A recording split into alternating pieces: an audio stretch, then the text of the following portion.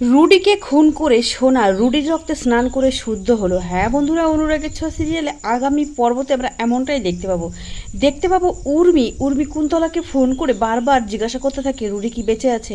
তখনই কুন্তলা বলে, উর্মি তুমি তোমার চরকায় তেল দাও, তুমি আমাদেরকে নিয়ে ভাবতে এসো না, নিজে কিভাবে বাঁচবে ওই বাড়িতে সেটা দেখো। তখনই বারবার উর্মি জিজ্ঞাসা করে, আপনাকে যেটা বলেছি সেটাই আপনি বলুন, রুডি বেঁচে আছে তাই না?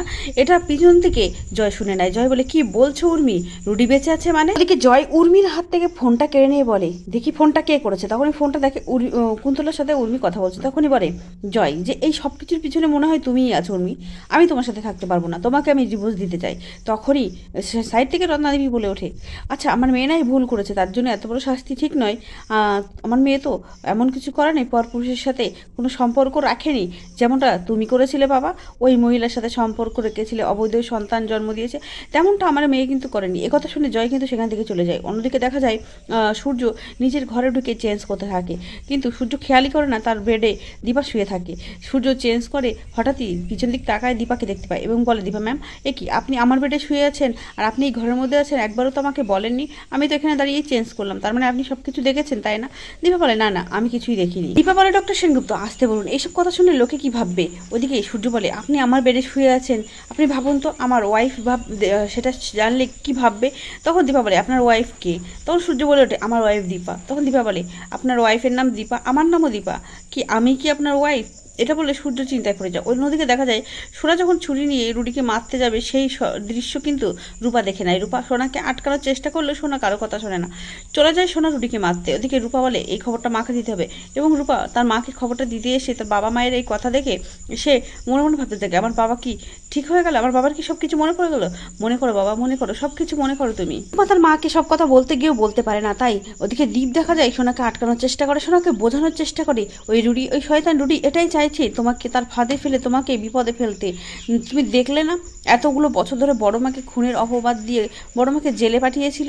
ওদিকে রূপা দিদি আমাদের পরিবারটাকে সবাইকে এলোমেলো করে দিয়েছিল। তোমার জীবনটা দেখো না তুমি কি করে দিয়েছো, ওই শুধুমাত্র রুডির জন্য। তুমি যেও না, যেও না সোনা দিদি। ওদিকে আমরা দেখতে পাবো সূর্য বলে, এই বেডটা আমার, আমি এখন ঘুমাবো। এই বলে সূর্য ঘুমিয়ে পড়লে দীপাও কিন্তু সেই সুযোগেই সূর্যের পাশে গিয়ে ঘুমিয়ে পড়ে, এবং দেখা যায় মধ্যরাতে সূর্যের ঘুম ভাঙতে দীপাকে দেখে চমকে ওঠে আর বলে, ম্যাম আপনি এখনও আমার পাশে শুয়ে আছেন, আপনাকে বারবার বললাম না এই বেডটা আমার, আমি এখন ঘুমাবো, আপনি এখনও যাননি? এই বলে সূর্য তাকে বের করে দিতে গেলে দীপা বলে, কেন, আপনিই তো ভুল করেছেন, আমি তো এই ঘরে প্রথমে এসে শুয়েছিলাম, তারপরে আপনি কেন এসে শুয়ে পড়লেন? আপনি জানেন না আমার শরীরটা খুব খারাপ, আমি টায়ার্ড ছিলাম। তখন সূর্য দরজা খুলতে গেলে দেখে বাইরে থেকে দরজা দেওয়া, কারণ রূপা এইসব দৃশ্য দেখে বাইরে থেকে দরজা আটকে দিয়ে চলে যায়। এখন কি করবে সূর্য, কি করে দীপাকে বের করবে? দেখে দেখা যায় সূর্য দীপাকে বলতে থাকে, আপনি একজন মহিলা হলে এগুলো কি করে করলেন? ঠিক তখনই কিন্তু উর্মি সেখানে একটা মিল্কশেক নিয়ে আসার বলে, দাদাই এটা আপনি খেয়ে নিন।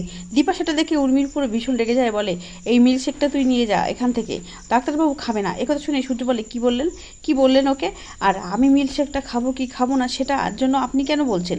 আমি এটা খাবো। এই বলে উর্মি দাদাইয়ের কাছে যায় এবং সূর্যের হাতে গ্লাসটা ধরিয়ে দিলে দীপা বারবার বলে, ডক্টর সেনগুপ্ত আপনি কিন্তু এটা খাবেন না, এর মধ্যে ওষুধ মেশানো থাকতে পারে, আর আপনি এতদিন এটা খেয়ে কিন্তু অসুস্থ হয়ে রয়েছেন, এই ওষুধটা না খেলে আপনি কিন্তু সুস্থ হয়ে যেতেন। কিন্তু সূর্য কারো কথা শুনতে চায় না। সূর্য মিল্কশেকটা খেতে গেলে দীপা হাত থেকে নিয়ে মিল্কশেকটা খায়, তো সূর্য তার কাছ থেকে কেড়ে নেয় আর বলে, দীপা ম্যাম এটা কি করলেন, আপনি মিল্কশেকটা খেয়ে নিলেন। এই বলে দীপাকে অনেক খারাপ কথা বলে সূর্য সেখান থেকে অপমান করে বের করে দেয়, এবং উর্মি দাঁড়িয়ে থাকলে বলে, তোমাকে কি আলাদা করে বলতে হবে? এই বলে উর্মিও সেখান থেকে বেরিয়ে যায়, এবং গেটের বাইরে দীপাকে দাঁড়িয়ে থাকতে দেখে শয়তানির হাসি হেসে যায় দীপাকে দেখে।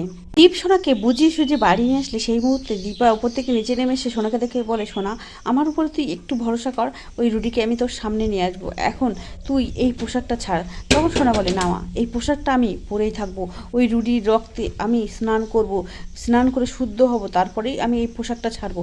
ঠিক তখনই প্রবীর সেনগুপ্ত সেখানে আসে, বলে, বড় বৌমা তুমি আগের থেকে অনেকটা ভালো আছো তো?